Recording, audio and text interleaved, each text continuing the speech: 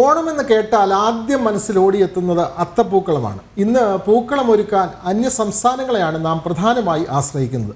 തിരുവനന്തപുരം മുതൽ കൊച്ചി വരെയുള്ള തെക്കൻ കേരളത്തിൽ പ്രധാനമായും പൂക്കൾ എത്തുന്നത് കന്യാകുമാരി ജില്ലയിലെ തോവാളയിൽ നിന്നാണ്. മലയാളികളുടെ പൂക്കുടയായ തോവാളയുടെ വിശേഷങ്ങളുമായി പ്രശാന്ത് ശങ്കരമംഗലത്ത് ചേരുകയാണ്. പ്രശാന്ത്, തോവാളത്ത് നിന്ന് എന്താ പ്രശാന്തേ അങ്ങനെ പൂവിൻ്റെ വളരെ വ്യത്യസ്തമാർന്ന പൂവിൻ്റെ മനോഹരമായ പുഷ്പങ്ങളുടെ നടുക്കാണോ നിൽക്കുന്നത് പ്രശാന്ത്?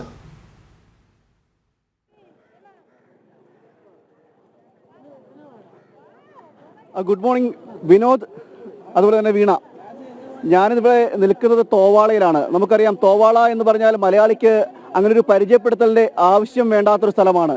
മലയാളിയുടെ പൂക്കൂട എന്ന് തന്നെ വിശേഷിപ്പിക്കാം. നമുക്ക് പട്ടാമ്പി നെല്ലറയാണെങ്കിൽ മലയാളിയുടെ പൂക്കൂട അത് ഈ തോവാളയാണ് എന്ന് തന്നെ വിശേഷിപ്പിക്കാം. അതുകൊണ്ട് തന്നെ ഓണക്കാലമായാൽ ഇവിടേക്ക് പൂവുകളുടെ ഒഴുക്കാണ്. ഈ തോവാളയെ പറ്റി പറയുകയാണെങ്കിൽ തോവാള ഒരു വലിയ മാർക്കറ്റാണ്. കന്യാകുമാരി ജില്ലയിലാണ്. കന്യാകുമാരി ജില്ലയിലെ നാഗർകോവിലിന് സമീപത്തെ ഒരു വലിയ മാർക്കറ്റാണ് ഈ തോവാള എന്ന് പറയുന്ന സ്ഥലം.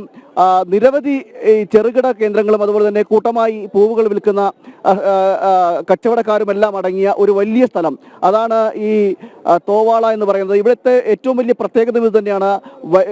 പല നിറത്തിലും വർണ്ണങ്ങളിലുമുള്ള പൂവുകൾ നമുക്ക് കിട്ടും. അതുപോലെ തന്നെ മലയാളിക്ക് ഓണം ആഘോഷിക്കാൻ മലയാളിയുടെ മുറ്റത്തേക്ക് അത്തപ്പൂക്കളം വിരിയുമ്പോൾ അത് തോവാളയിൽ നിന്നുള്ള പൂവുകളാണ് കൂടുതലായി എത്തുന്നത് എന്നതാണ് ഇവിടുത്തെ ഏറ്റവും വലിയ സവിശേഷത എന്ന് പറയുന്നത്.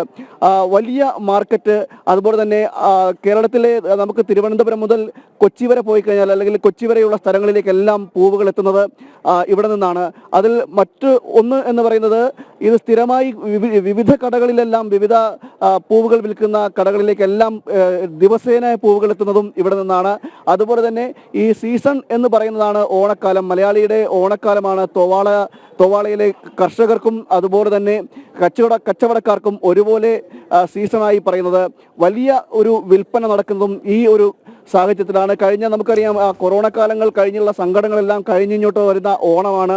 ആ ഓണക്കാലത്ത് വലിയ ഒരു വിൽപ്പന നടക്കേണ്ടതാണ്. ഇപ്പോഴത്തെ ഒരു അവസ്ഥ എന്ന് പറയുന്നത്, നമുക്ക് മലയാളിക്ക് ഓണമില്ല എന്നൊരു അവസ്ഥയുണ്ട്. ഈ വയനാടിൻ്റെ ഒരു പശ്ചാത്തലത്തിൽ, വയനാട് ദുരന്തത്തിൻ്റെയൊക്കെ ഒരു പശ്ചാത്തലത്തിൽ ഓണം നമ്മൾ വിപുലമായിട്ട് ആചരിക്കുന്നില്ല എന്നതുകൊണ്ട് തന്നെ ഇവിടേക്ക് ആളുകൾ എത്തുന്നതിൻ്റെ ഒരു കുറവും ഉണ്ട്.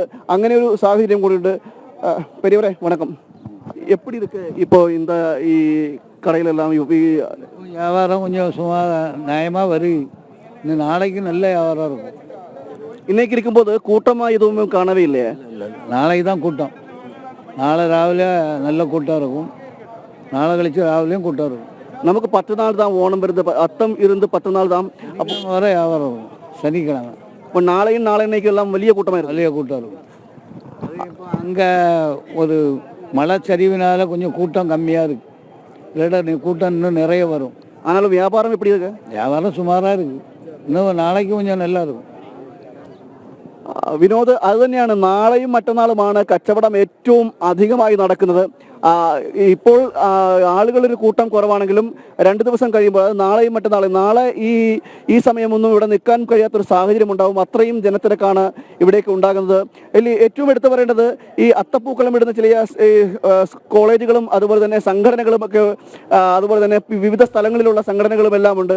അവരെല്ലാം ഈ തോവാളയിലേക്ക് എത്തും. ഒരു 3 മണിയാകുമ്പോൾ മാർക്കറ്റ് ഉണർന്നു തുടങ്ങും. വെളുപ്പിന് 3 മണിയാകുമ്പോഴേക്കും മാർക്കറ്റ് ഉണർന്നു തുടങ്ങും. അപ്പോൾ തന്നെ മലയാളികളടക്കം നാട്ടിൽ നിന്ന് ഇവിടേക്ക് നേരിട്ട് എത്തി ഈ പൂവുകൾ വാങ്ങിക്കൊണ്ട് പോകാനുള്ള ഒരു സംഘങ്ങളും എത്താറുണ്ട്. എന്നാൽ ഇത്തവണ അത് വളരെ കുറവാണെന്നാണ് ഇവർ ഈ വിൽപ്പന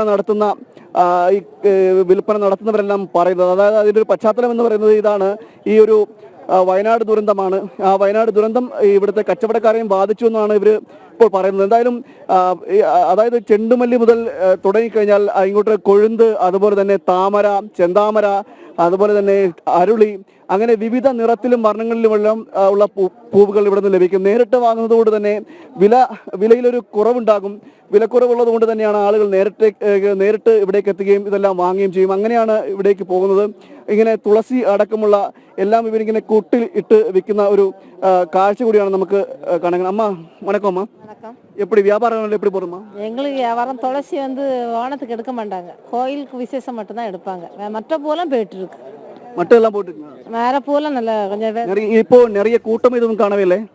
குறைவாக தான் வருதாங்க, ரொம்ப பேர் வரல. எப்பவும் போல அவ்வளோ வனத்துக்குள்ள கூட்டம்னு வரல, குறைவு தான். சரி.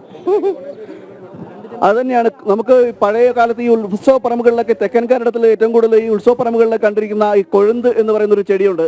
അതുപോലെ ഇത്തരത്തിൽ ചെടികളും ഇവിടെ കാണാൻ കഴിയുന്നുണ്ട്. അതുപോലെ തന്നെ താമരപ്പൂവുകളും ഇവിടേക്ക് വെക്കും. താമരയ്ക്കെല്ലാം நிறைய ആൾക്കാർ இருக்காங்க. தாமரை வாங்குறதுக்கு ஆளுங்க கூட்டம் வராங்க. கூட்டம் வரும் கூட்டங்கள்லாம் வரும். இது 3 ரூபா ஒரு பூக்கு 3 ரூபா. ஒரு பூக்கு 3 ரூபா. ஒரு கிலோக்கு எவ்வளவு கொடுக்குவாங்க? ஒரு கிலோ வந்து எத்தனை பூ நிற்குன்னு தெரியல. പ്രശാന്ത് നന്നായി തമിഴ് പറയുന്നുണ്ട് കേട്ടോ. പ്രശാന്ത് നമുക്ക് പ്രശാന്തിനെ വേണമെങ്കിൽ തമിഴ്നാട്ടിൽ അത്യാവശ്യം തമിഴ്നാട്ടിലെ വാർത്തകൾ കൂടി റിപ്പോർട്ട് ചെയ്യാൻ പ്രശാന്തിന് ഒരു മടിയും ഉണ്ടാവില്ല. കാരണം അവിടുത്തെ ഭാഷ നന്നായി പ്രശാന്ത് കൈകാര്യം ചെയ്യുന്നുണ്ട്. പ്രശാന്തിനുള്ള കൊട്ടേഷൻ ഒരുക്കുന്നുണ്ടോ സംശയമുണ്ട്. ഏതായാലും പ്രശാന്ത് ഇതിന്റെ വില ചോദിക്കുമ്പോൾ ഞാൻ അതിശയിക്കായിരുന്നു. കാരണം അവിടെ ഓരോ പൂവിനും എത്ര വിലയുണ്ടോ അത് അവിടെ നിന്ന് വാങ്ങി ഇവിടെ കൊണ്ടുവരുമ്പോൾ എത്ര വില കൂട്ടിയാണ് ഇവിടുത്തെ കച്ചവടക്കാർ വിൽക്കുന്നത്. പ്രശാന്ത് അത്യാവശ്യം അത്തപ്പൂടാനുള്ള പൂവും കൊണ്ടേ അവിടുന്ന് വരുള്ളൂ.